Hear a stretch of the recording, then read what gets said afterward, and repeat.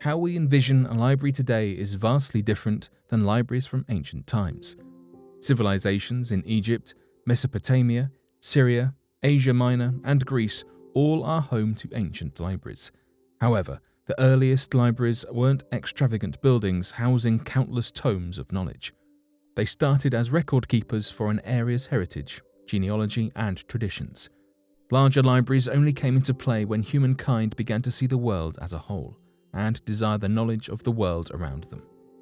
Some of these libraries have suffered terrible losses, and the knowledge once housed in them is lost forever. What could humankind learn from the scores of ancient texts that are now lost to the ages? In today's video, we will cover 3 great libraries that have been forever lost.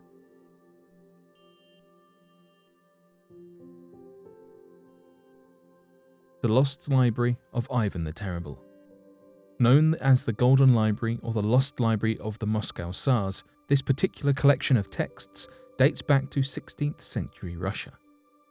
Believed to have been created by Ivan the Terrible, the once esteemed collection of priceless works is now little more than a mysterious treasure hunt. Many believe the library houses very rare Greek, Latin, and Egyptian works, as well as some 2nd century Chinese works. The marriage of Ivan the Terrible to Princess Sophia Paleologue of the Byzantine is said to have brought the remnants of the libraries of Constantinople into the collection. The first recorded reference to the library was made in 1518, in a biography of Greek scholar Mikhail Tripolis, or Maximus the Greek. A meeting between Tripolis and Prince Vasily III is mentioned. Prince Vasily, son of Ivan the Great, knew Tripolis had already worked translating texts into Russian. Tripolis described countless multitudes of Greek books, noting that he had not even seen as many Greek books in Greece. It is widely believed that Ivan the Terrible kept this hoard of books beneath the Moscow Kremlin.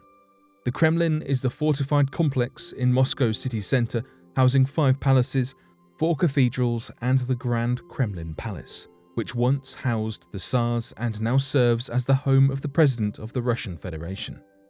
During this time, fires commonly spread throughout the city. Perhaps it was the only safe place to house such works safely.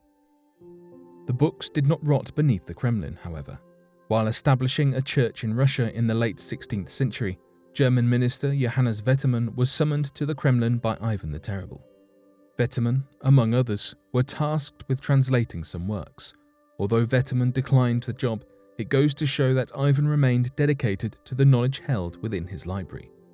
In the early 19th century, Professor Christopher van Dabalov from Estonia believed he discovered a list of the texts of the Tsar's collection in archives located in Parnu.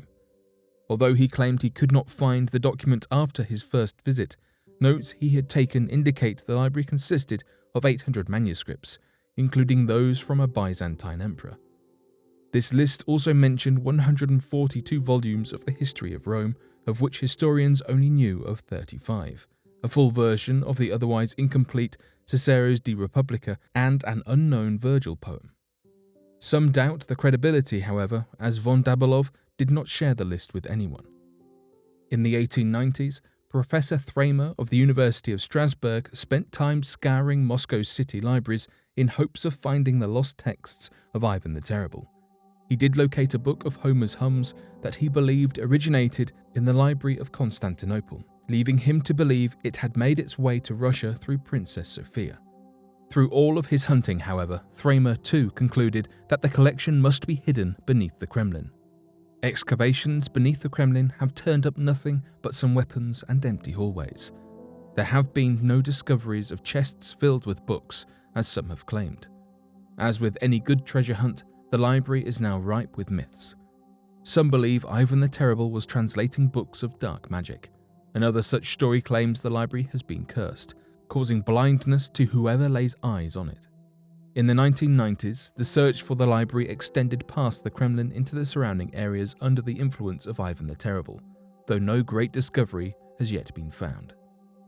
Destroyed by fire, cursed, or perhaps not even existing in the first place, what do you think happened to the library of Ivan the Terrible? The Library of Celsus. Hailing from the ancient Roman city of Ephesus, The Library of Celsus was the third largest library in the Roman world.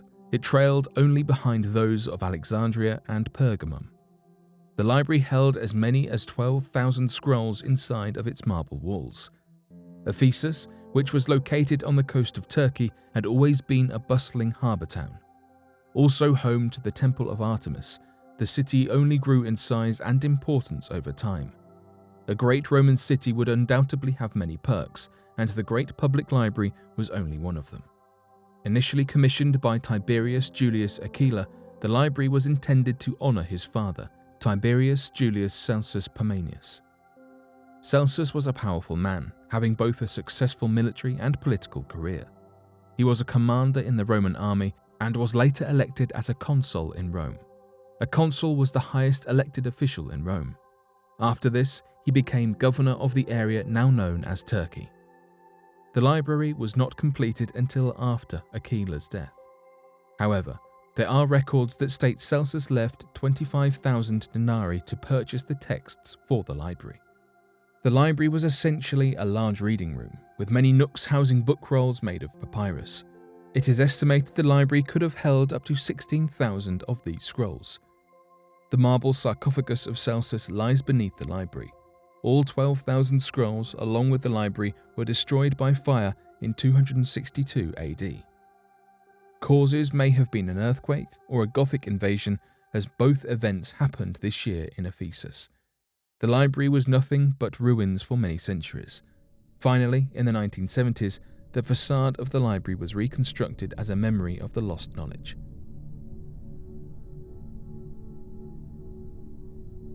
The Library of Alexandria.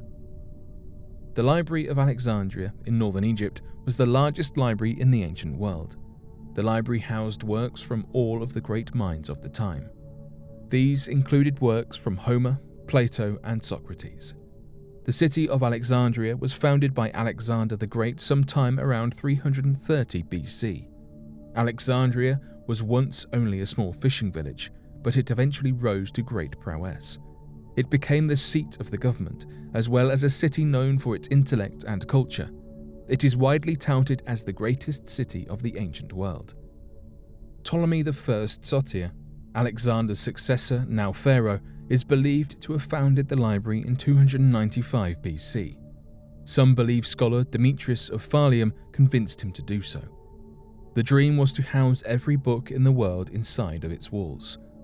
Starting as somewhat of a museum, as it also housed laboratories, botanical gardens, and even a zoo, the library did not come to its status as a universal public library until the reign of Ptolemy II. At this time, the library housed 100 full-time scholars whose job it was to solely carry out research. They would also translate, publish, and lecture on the works contained in the library. At one time, the library may have housed as many as 500,000 documents. Some argue on whether this was full of books or merely the amount of scrolls contained inside. Either way, the number was impressive.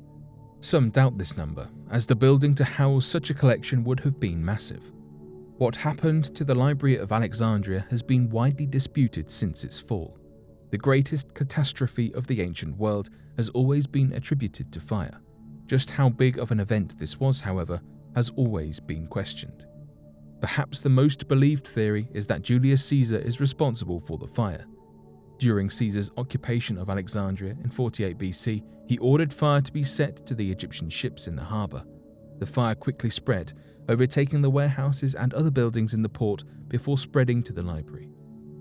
Though Caesar admitted to the burning of the ships, he never took the blame for the burning of the city. Another theory ties the burning to the Muslim caliph Omar. In 640 AD, when Muslims took occupancy of Alexandria, the library was of great interest.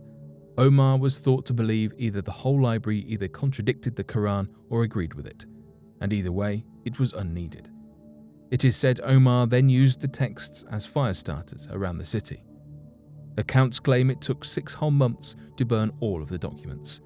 None of this was even documented until 300 years after it happened.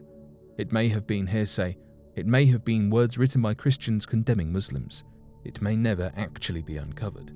As you can see, Alexandria was always a volatile city. It is hard to pinpoint precisely one incident that destroyed the library. Perhaps the greatest mystery of this lost library is the fact that there are no ruins, no scrolls that can be attributed to its collection. Archaeologists hope all of this evidence is housed beneath the bustling metropolis of modern-day Alexandria and can someday be unearthed.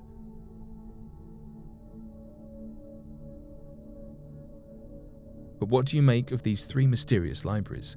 Be sure to let us know your thoughts in the comment section below and help us by growing this community while working to solve these unexplained mysteries.